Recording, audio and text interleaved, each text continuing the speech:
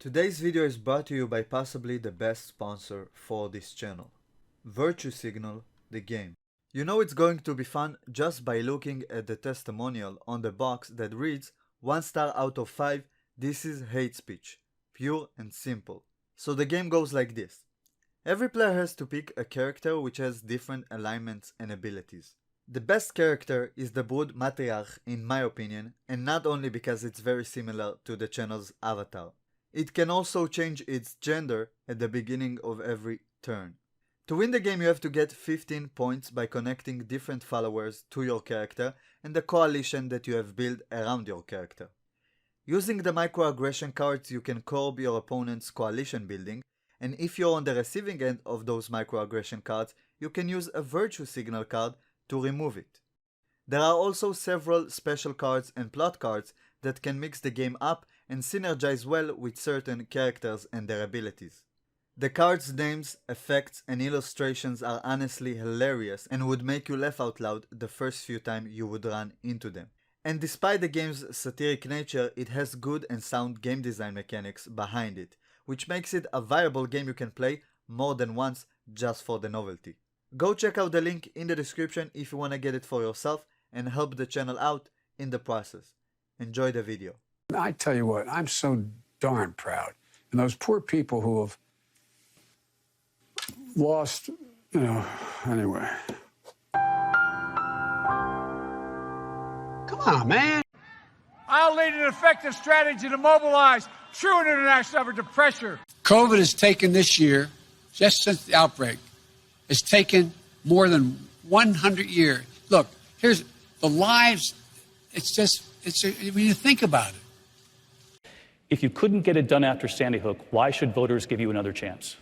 Because it got done before. I'm the only one up here who's ever beat the NRA. For America to get back up on its feet and once again fight for the proposition that we hold these truths to be self-evident. Sounds corny. Not a joke. Think about it.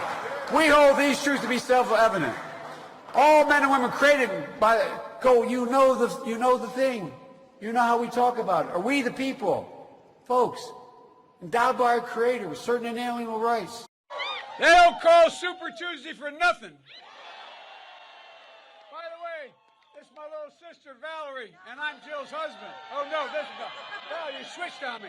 This is my wife, this is my sister. They switched on me. It's not that they don't want to help. They don't know quite what to do. Play the radio, make sure the television, make sure you have the record player on at night, the phone, make sure the kids hear words. I have more people supporting me in the black community that have announced for me because they know me, they know who I am. 3 former chairs of the Black Caucus, the only African-American woman that ever been elected to the United States Senate, a whole range of people. No, my point is, that's not true. The other one is here. I said the first. I said the first African-American elected. First African-American. So my point. We choose unity over division. We choose science over fiction. We choose truth over facts.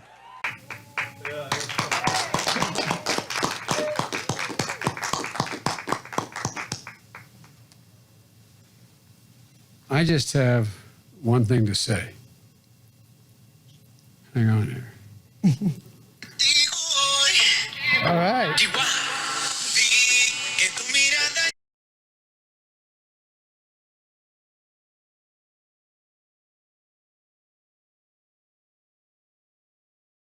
I tell you what, if I had the talent of any one of these people, I'd be elected president by acclamation. South Carolina is going to determine who the next president of the United States is going to be. You really are.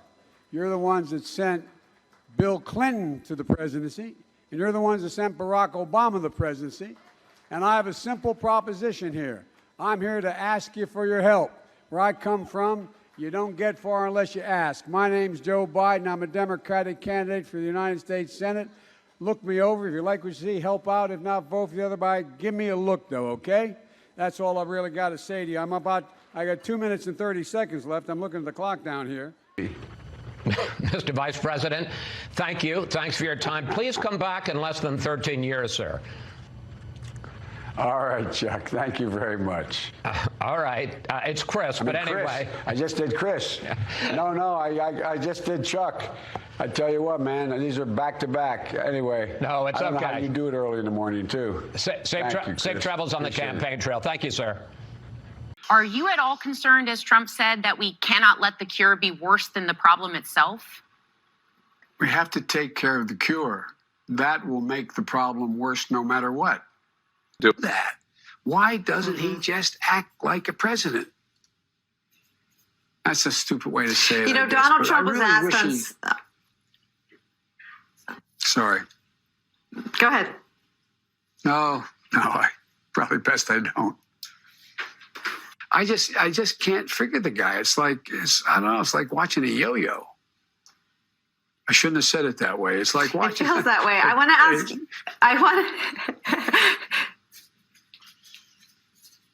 It's okay. I want to ask you... No, I have not talked to any individual. Excuse me. You know, you're supposed to cough into your elbow. I don't know, sir. I learned that actually covering your White House. Actually, that's true. But fortunately, I'm alone in my home. But that's okay. All right. I agree. You're right. You should it's kind of old school to do it with your hand. Do it into your elbow. You're supposed to. You're arguably the candidate with the greatest advantage in this race. You've been the vice president. You weren't burdened down by the impeachment trials. In the participation. So how do you explain the performance in Iowa, and why should the voters believe that you can win the national election? It's a good question. Number one, Iowa's a Democratic caucus. You ever been to a caucus? No, you haven't. You're a lying dog-faced pony soldier. You said you were, but you're... Well, Democratic presidential candidate Joe Biden's getting attention for using a teleprompter before answering a voter's question. There's 60 million Americans saying that they would vote for a union today. And I would like to know, what will your administration do to help give them that chance? Thank you. Let's move it up here. You know, there used to be a basic bargain in this country. Workers shared in the wealth their work helped create. You know, you're used to seeing your political leaders be able to do the Q&A off the cuff. Look, one of the things that that I think is really important is that we somehow put that back on. There's somehow that we're in a situation where we work together. In addition to that, we have to make sure that we are in a position that we are. Well, let me go to the second thing. Unlike the African American community, with notable exceptions, the Latino community is an incredibly diverse community with incredibly different attitudes about different things. What people drastically underestimate is the impact on the mental health of people who now everything is complicated. Not only is the healthcare piece, but people don't have a job, people don't have anywhere to go, they don't know what they're going to do. And a lot of people you have unnecessarily, now we have over 120 million dead from COVID. That has caused carnage on our streets. 150 million people have been killed since 2007 when Bernie voted to exempt the gun manufacturers from liability. More than all the wars, including Vietnam, from that point on. Carnage on our... You get a tax break for a racehorse. Why in God's name couldn't we provide a $8,000 tax credit for everybody who has child care costs? It would put 720 million women back in the workforce. It would increase the GDP, to sound like a wonk here, by about 0.8%. It would grow the economy. I watched what happened when the kids from Parkland marched up to, and I met with them, and then they went off to up on the hill when I was vice president. They went off the hill to go into those neighborhoods. All those congressmen were like, no, I'm not here. I'm not here. Don't tell them I'm around. I saw that made me aware when I was in law school, proudly for Holloway, proudly for your dad. First African-American state senator in the state of Delaware. Everything about. And by the way, you know, I sit on the stand and it get hot. I got hairy legs that turn blonde in the sun. And the kids used to come up and reach in the pool and rub my leg down so it was straight, and then watch the hair come back up again. They'd look at it. So I learned about roaches. I learned about kids jumping on my lap. And I've loved kids jumping on my lap. You know, there's that great philosopher, and he talked about Jill puts notes up on my mirror when she wants me to, where I shave, to get messages across to me, who in fact talks about division, a person who does not focus on unity. Around the values that unite us, the faith that together I have absolute faith. Together we can begin to repair this nation. Together we can work toward racial justice, economic injustice, climate change. Together we can restore America's mandate to be a nation of immigrants, because in the faces of dreamers and new arrivals, we see the grandparents streaming onto Ellis Island, ours and Jill's as well. Their veins bulging. Close your eyes and remember the picture on television, and put the future within our reach, where states that, look, whatever state of life you're in, you can make a difference. And, I just think that it's, to work for McDonald's and get 3 cents to 5 cents more. Of the Fortune 500 companies, over 350 make you sign an agreement. If you come to work for them, you'll never discuss the wage you make with another employee, or you get penalized. Why? So you're doing the same job he's doing and you're doing, and you're getting paid less because you're a woman. They don't want anybody to know about it. And the third thing is, last year alone, $1.2 billion in overtime was denied for hourly workers who were not unionized. $1.2 billion. So you go ahead and you stack spaghetti sauce at a store and in a supermarket. You control the guy or the woman who brings out the carts on a forklift. What happens? They make you management.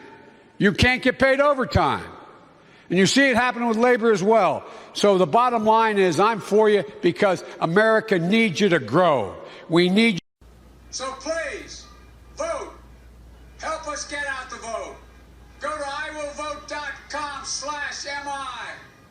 In Detroit, more than 20 years. Look, you have now 20 early voting centers. They're open now all across the city. Open 7 days a week on Election Day. It's a one-stop shop. We talked a lot with the governors about what the immediate needs are. We're going to employ the Defense Reconstructed Act to be able to go out there and dictate companies build and do following things. We need much more testing. We need much more masking. We need gloves. I asked them each to go, and I asked the National Governors Association through the Governor Cuomo and the ones on the line to let us know what their shortages are, what kinds of things that have to be done. There's during World War II, where Roosevelt came up with a thing that was totally different than he called it the World War II. He had the War Production Board. This is the most consequential, not because I'm running, but because who I'm running against. This is the most consequential election in a long time. And the character of the country, in my view, is literally on the ballot. What kind of country we're going to be. 4 more years of Georgia, going to find ourselves in a position where if Trump gets elected, we're going to be in a different world. And so here's the deal. One of the things that is important is that keep in mind, although they're going to vote on Barrett, I think today. That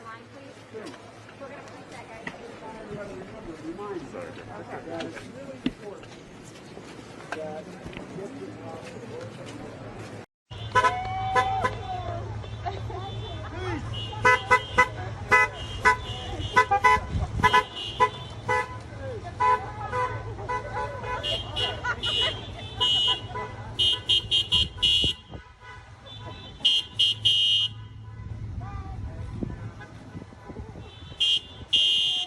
Vice President Joe Biden joins us right now. Good morning, Mr. Vice President. Thank you for joining us. Where's all this? Where is it? What's being done in other countries so we could be, in fact, observe, see when things were coming, how things were moving? And if that's the case, it's the case. But we cannot let this. We've never allowed any crisis from the Civil War straight through to the pandemic of 17, all the way around 16. We have never let our democracy take second fiddle. We can both have a democracy and elections and at the same time correct the public health.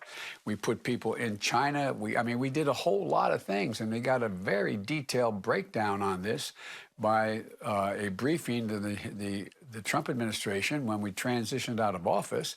But the president dismantled almost all of that, and he drastically cut the budgets for the CDC. He drastically cut the budget for the anyway. So he didn't follow through. Mr. Vice President, thanks for your time this morning. Thank you, George. Good luck to you, man. My name's Joe Biden. I'm Jill Biden's husband, and I am Kamala's running mate. You all think I'm kidding, don't you? Folks. Joe Biden! Joe Biden!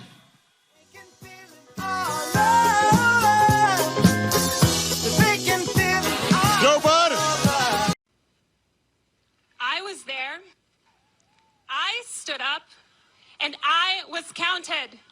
Without further delay, I am so honored to introduce the next President of the United States, Senator Kamala Harris.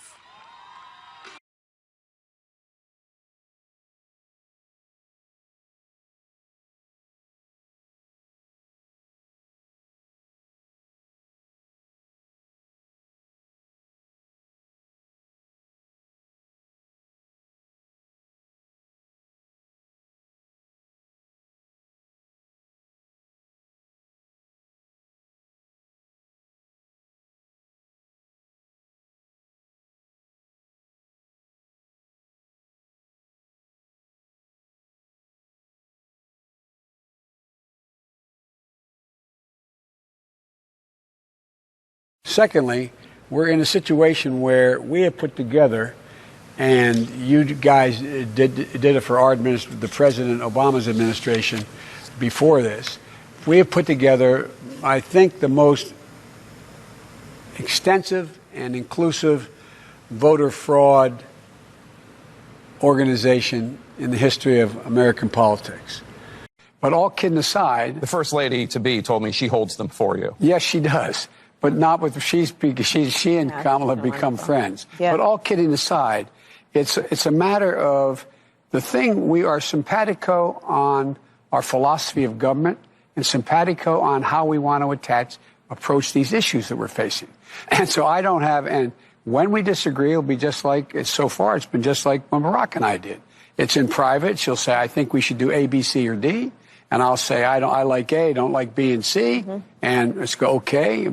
And like I told Barack, if I reach something where there's a fundamental disagreement we have based on a moral principle, I'll develop some disease and say I have to resign. We don't have that. We haven't, and we discussed at length our views on foreign policy, on domestic policy, on intelligence. And the great thing is she has a background in the Senate on intelligence, the Intelligence Committee. She has a background in the Senate on a whole range of things that are going to be pertinent to what we have to do. But it's going to be, I think so much is going to be incoming, Jake. Yeah. It's a matter about who takes what when. Yeah. I don't need to tell you, Mr. President-elect, that the NAACP...